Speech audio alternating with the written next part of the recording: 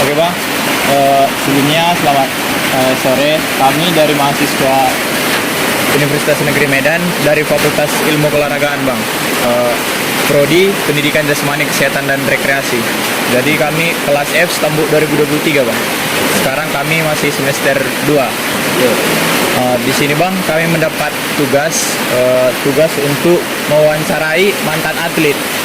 Yang menjadi inti pembicaraan kita nantinya itu adalah kami ingin mengetahui bagaimana tentang kehidupan mantan atlet, baik dari segi ekonomi setelah menjadi mantan atlet, yang tentunya sudah membanggakan bagi daerah tempat tinggal dan juga nasional gitu bang. Oke bang. Jadi bang, untuk pertanyaan pertama, di sini kami ingin menanyakan sedikit dari biodata abang. Oke, perkenalkan, nama saya Gunawan Hutapea. Saya kebetulan sarjana pendidikan juga, yaitu jurusan PJKR, Pendidikan Jasmani Kesehatan Olahraga dan Rekreasi. Nah, mungkin sama kita. Jadi saya anak pertama dari 3 bersaudara dan kebetulan kami 3-tiganya laki-laki. Orang tua saya yang tinggal cuma yang ada perempuan. Ayah saya telah meninggal dunia pada saat umur 4 tahun. Nah, itulah sebagian dari biodata saya. Saya bergabung ikut olahraga gulat di kelas 6 SD. Ya, di kelas 6 SD di tahun 2008. Untuk pertanyaan kedua bang, mengenai prestasi-prestasi apa yang pernah abang capai semasa menjadi atlet bang? Oke. Selama saya menjadi atlet, kebetulan kalau bisa dibilang saya itu atletnya banyak. Maksudnya banyak itu bukan berarti untuk dicontoh ya, tapi kita membuka sesuatu hal yang baru. Pertama saya itu atlet senam, kemudian saya atlet gulat. Jadi atlet gulat, saya jadi atlet rugby, kemudian saya jadi atlet kabadi, kemudian saya jadi atlet yang sekarang pro, yaitu MMA. Oke, prestasi yang saya dapat di senam, yang pertama yaitu kejuaraan daerah tingkat pelajar Provinsi Sumatera Utara. Kemudian kalau di gulat, saya sudah mengikuti tingkat pelajar, tingkat junior, dan tingkat nasional juga. Ya, yaitu pelajar saya pernah ikut Popnas, sedangkan kalau untuk yang nasional, saya sudah pernah ikut ke Prapon dan Provinsi juga. Kemudian saya juga pernah ikut di bagian junior, yaitu ke Padang. Kemudian saya kalau di bagian rugby, saya sudah ikut ke Jurnas Rugby di Solo. Kemudian saya pernah ikut ke Jurnas Rugby di Tangerang. Kalau untuk kabadi, saya ikut kejuaraan Kejurda Sumatera Utara. Jadi itulah cabang olahraga yang sudah saya ikuti, dan sekarang saya mengikuti cabang olahraga MMA. Dan saya sudah main MMA selama 5 kali. Yang pertama di Batam, yang keempat di Jakarta. Oke, itu untuk masalah prestasi yang saya ada raih.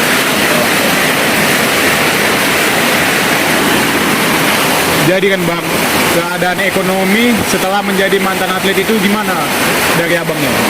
Oke, pertama masalah ekonomi ya. Kalau pribadi aku sendiri, kenapa saya masuk gulat? Itu karena di gulat ini tidak memandang ekonomi ataupun gender. Karena latihan gulat itu gratis, ya. Karena latihan gulat itu gratis mulai dari dulu. Bahkan kalau kita juara ataupun apa, kita akan dapat bantuan. Jadi kalau masalah ekonomi yang saya dapat dari sebenarnya agak lumayan ya, agak lumayan. Kemudian pengalaman yang paling berkesan saat menjadi atlet. Oke, pengalaman saya pada saat menjadi atlet yaitu pada saat bertanding bersama tim, ya, bersama tim dalam artian kita punya klub dan tim yang diberangkatkan itu adalah kawan-kawan kita sendiri yang ada di klub itu. Contoh kayak kalian ini, satu stambul, kalian satu klub. Rupanya kalian seleksi, rupanya yang lolos itu kalian-kalian juga. Jadi suatu kebanggaan yang kalian latihan bersama, sama-sama motivasi, itu membuat kalian itu membawa suatu pencapaian bahwa kalian itu memang layak untuk berangkat di kejuaraan-kejuaraan daerah. Mau itu membela daerah kota kalian ataupun provinsi kalian. Itulah sesuatu kebanggaan diri terhadap saya yang mengikuti kejuaraan. Dan dalam artian yang satu perjuangan itu sama-sama mendapatkan hak yang sama, yaitu pertandingan keluar kota, mendapatkan uang yang sama, gaji yang sama, itu sesuatu hal yang luar biasa, artinya sesuatu yang menakjubkan. Oke bang, menjadi pertanyaan saya selanjutnya bang, apakah sarana dan prasarana saat menjadi atlet memadai? Oke, mungkin untuk sekarang ini istilahnya tergantung sama kepengurusan ya. Kalau pengurusan kita itu orangnya yang finansialnya bagus, kemungkinan fasilitas sarana prasarana itu akan bagus. Kalau pengurus kita itu sebagai ASN atau seorang PNS, kemungkinan itu kurang. Karena gini, kita bisa menghitung penghasilannya. Kalau PNS itu sudah terjadi dia per bulannya berapa, gaji dia berapa, dan akan berapa 3 bulan kemudian kita bisa berhitung. Ketimbang kalau kita kepengurusan itu, contoh pengurus kita itu orang pengusaha, kita nggak tahu mau nanti dalam sehari itu bisa gaji PNS itu selama 3 bulan atau seminggu bisa gaji PNS itu selama 3 bulan. Jadi tergantung kepengurusan.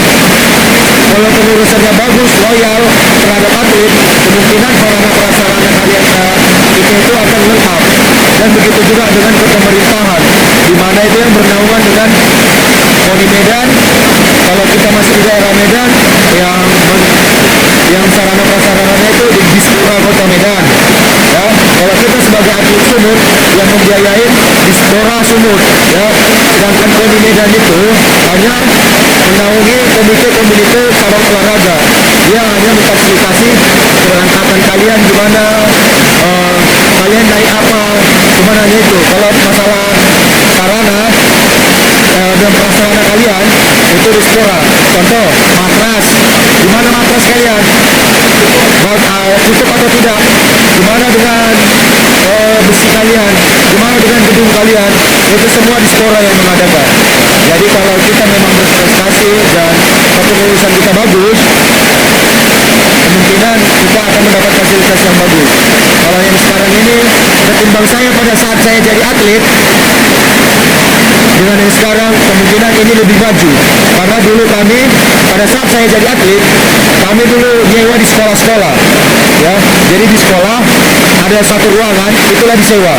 Kalian matras kalau satu kelas itu isinya cuma ada 23 orang. Bayangkan kalau latihan itu pasti bertumpuk-tumpuk. Jadi istilahnya fasilitas yang kita dapat itu kurang. Tapi bukan berarti fasilitas kita kurang itu membuat semangat kita untuk latihan berkurang. Enggak. Kita tunjukkan bahwa cabur olahraga yang kita adakan ini bisa menjunjung tinggi daerah kita, provinsi kita, maupun negara kita sendiri. Jadi kita harus kita tunjukkan. Apalagi sekarang zaman sekarang itu olahraga atau atlet udah dipentingkan ya, diprioritaskan. Jadi kalau bisa dengan yang sekarang ini ya mohonlah pemerintahan lebih memberikan bantuannya kepada atlet-atlet yang di bawah. Jangan hanya atlet-atlet yang sudah di atas, tapi pedulilah dengan atlet-atlet yang di bawah yang lagi merintis. Karena setiap cabang olahraga, setiap cabur itu dan atlet-atlet itu pengen membanggakan daerah, kota dan provinsi dan bahkan negara. Cukup itu aja. Baik bang, untuk pertanyaan terakhir bang, harapan untuk atlet yang masih aktif saat ini bang. Jadi harapanku, ya, aku dulunya sebagai atlet yang aktif, yang sekarang sudah menjadi pelatih, ya pelatih KONI Kota Medan. Saya harap yang di bawah-bawah jangan mau putus asa, ya tetap berusaha. Apalagi yang masih ada atlet juga, kalian tunjukkan bakat kalian, kalian tunjukkan di mana prestasi kalian, pilih di mana tempat kalian dihargai, ya, dan pilih di mana kalian kalian itu nyaman dan cocok untuk berprestasi. Dan jangan hiraukan apa yang kata orang. Kalau kalian di situ terjatuh, coba bangkit. Jadi kalian itu jangan berhenti pada saat kalian capek, tetapi berhentilah pada saat kalian sampai. Ya. Raih terus apa yang kalian inginkan, percaya dengan pribadi kalian dan kemampuan kalian, tunjukkan bahwa kalian itu adalah bagian-bagian dari yang juara. Baik Bang, terima kasih. Mungkin hanya ini aja yang kami ingin ketahui dari Abang. Sebelumnya terima kasih banyak karena Abang bersedia untuk kami tanyai mengenai mantan atlet yang menjadi tugas kami. Ya, terima kasih.